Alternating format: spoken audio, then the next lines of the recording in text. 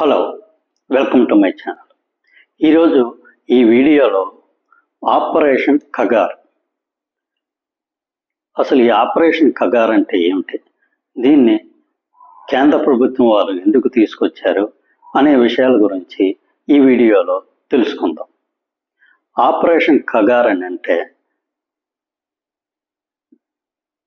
మావోయిస్టుల మీద పూర్తిగా మావోయిస్టులు మార్చి 31, 2026 సంవత్సరం కల్లా మావోయిస్టుల ఉనికి లేకుండా చేయాలని కేంద్ర ప్రభుత్వం వాళ్ళు సంకల్పించి ఈ ఆపరేషన్ కగార్ని తీసుకురావడం జరిగింది. ఈ ఆపరేషన్ కగార్తో ఈ మావోయిస్టుల శిబిరాల మీద దాడులు చేయడం, వాళ్ళ దగ్గర ఉన్న ఆయుధాలని తీసుకోవడం, అవసరమైన అందరినీ అరెస్ట్ చేయడం, ఇటువంటి కార్యక్రమాలన్నీ ఈ ఆపరేషన్ కగార్లో ఉండడం జరుగుతుంది. అసలు ఈ ఆపరేషన్ కగార్ అనేది ఎందుకు మొదలెట్టారంటే, ఈ మావోయిస్టులు అనేవాళ్ళు చేస్తున్న కొన్ని ఉగ్రవాదం సంబంధించిన దాడుల వల్ల భారతదేశం ఎకానమీకి చాలా వరకు నష్టం జరుగుతుంది. కాకపోతే ఇంతకు ముందున్నంత యాక్టివ్గా ఈరోజు మావోయిస్టులు లేరు.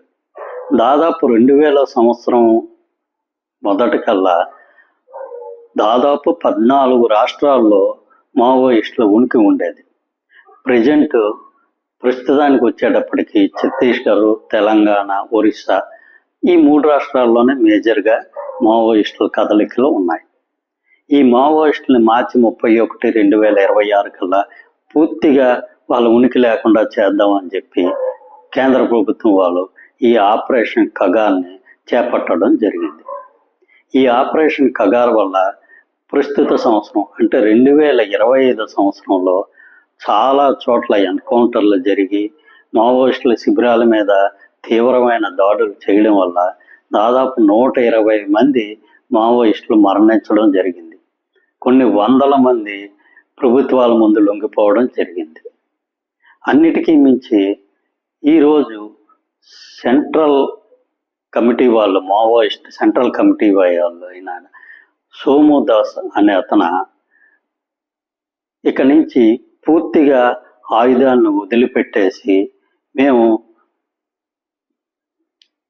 ప్రస్తుతం మారిన పరిస్థితులకు అనుగుణంగా ఈ సాయుధ పోరాటాన్ని తాత్కాలికంగా విరమిస్తామని చెప్పి, వీళ్ళే కాకుండా ఎంఎంసి అంటే మధ్యప్రదేశ్, మహారాష్ట్ర, ఛత్తీస్గఢ్ సంబంధించిన కేంద్ర కమిటీ సభ్యులు కూడా ఈ విషయానికి అంగీకరించి వాళ్ళు ఫిబ్రవరి 15 వరకు సమయం కోరడం జరిగింది.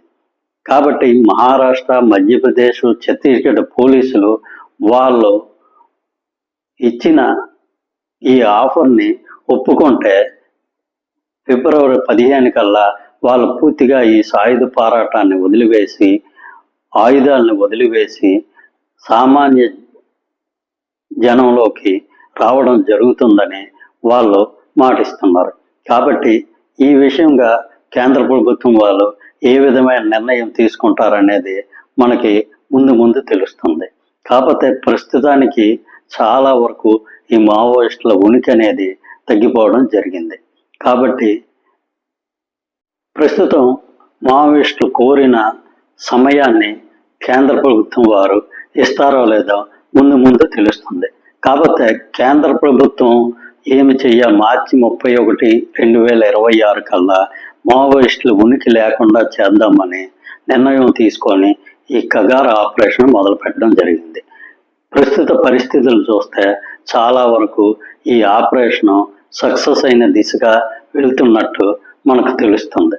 కాబట్టి ముందు అంటే మావోయిస్టులు అడిగిన సమయం ఇచ్చి వాళ్ళని జనజీవన స్రవంతిలోకి ప్రభుత్వం వాళ్ళు ఆహ్వానిస్తారని చెప్పి, అదేవిధంగా మావోయిస్టులు కూడా ఈ సాయుధ పోరాటాన్ని పూర్తిగా వదిలేసి జనజీవనంలోకి వస్తారని చెప్పి ఆశిద్దాం.